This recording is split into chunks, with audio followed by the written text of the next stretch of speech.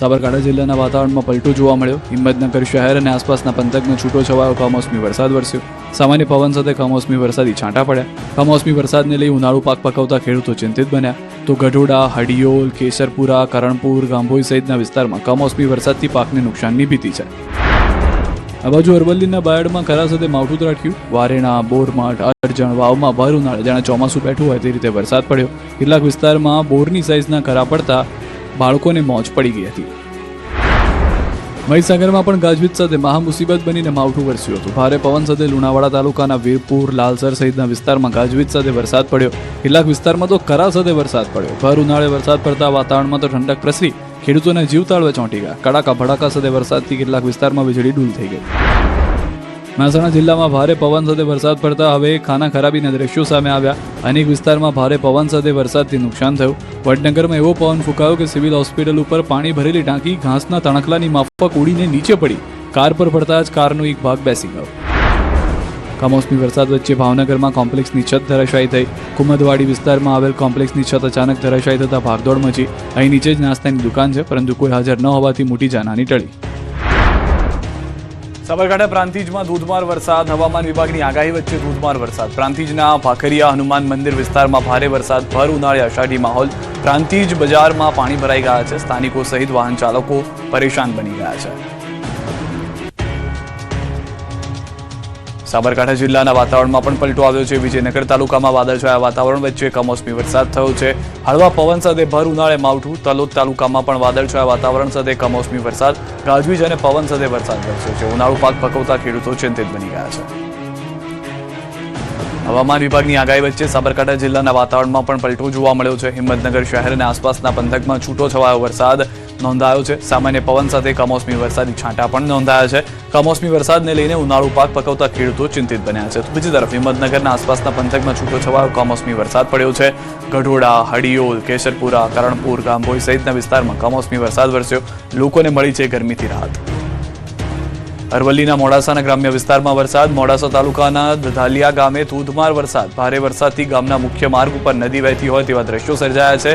સામાન્ય રીતે આવા દ્રશ્યો ચોમાસામાં જોવા મળતા હોય છે, અથવા તો ચોમાસામાં પણ આવા દ્રશ્યો ઘણીવાર દુર્લભ થઈ જતા હોય છે, જે ભર ઉનાળે એપ્રિલ મહિનામાં જોવા મળી રહ્યા છે.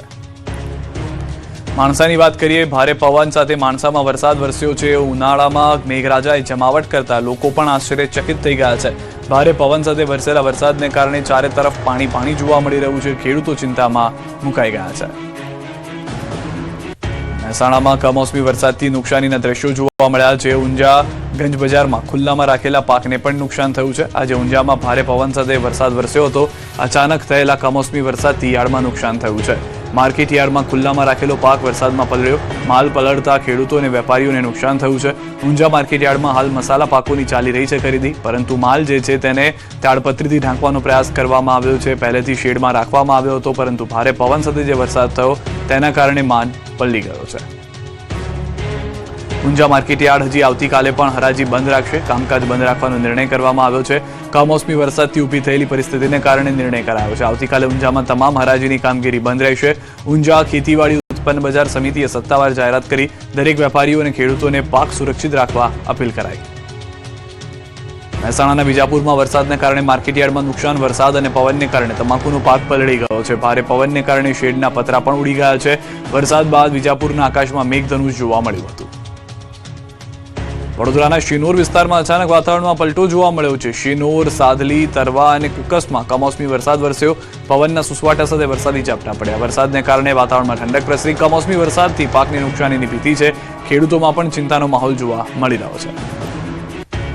ભરૂચ જિલ્લામાં પણ અચાનક વાતાવરણમાં પલટો આવતા જંબુસર તાલુકાના કાવી, કંબોઈ સહિતના ગામોમાં કમોસમી વરસાદ. આ કમોસમી વરસાદને કારણે રવિ પાકને નુકસાન થવાની ભીતિ વચ્ચે ખેડૂતો ચિંતિત બન્યા. ખેતી પર આધારિત ખેડૂતો માટે આ વરસાદ આર્થિક નુકસાનરૂપ સાબિત થઈ શકે છે, જેના કારણે તેઓમાં ચિંતાનો માહોલ જોવા મળી રહ્યો છે. દાહોદ જિલ્લાના વાતાવરણમાં પણ પલટો છે. દાહોદમાં તેજ પવન અને ગાજવીજ સાથે વરસાદ થયો છે. ગરબાડા, ફતેપુરા સહિતના વિસ્તારોમાં પણ વરસાદ થયો છે. ભર ઉનાળે ચોમાસા જેવો કમોસમી વરસાદ વરસ્યો. વરસાદ બાદ વાતાવરણમાં ઠંડક પ્રસરી છે. તો હજી 24 કલાક માવઠું તબાહી મચાવશે. ગુજરાતમાં માવઠાએ ફરી એન્ટ્રી મારી છે. સૌરાષ્ટ્રથી લઈ ઉત્તર ગુજરાત સુધી કમોસમી વરસાદ કહેર મચાવી રહ્યો છે, જેને લઈને ભર ઉનાળે તડકા અને ગરમી વગર ખેડૂતોને પરસેવો છૂટી ગયો છે. કાચા સોના સમાન પાક પર માવઠું કહેર બનીને વરસી રહ્યું છે, ત્યારે હજુ પણ 24 કલાક માવઠું ખેડૂતોનો પીછો નહીં છોડે. હવામાન વિભાગે 24 કલાક હજુ કમોસમી વરસાદની આગાહી કરી છે. વીજળીના કડાકા ભડાકા સાથે માવઠું તારાજી સરજશે. ત્રણ વરસાદી સિસ્ટમ સપાટો બોલાવશે.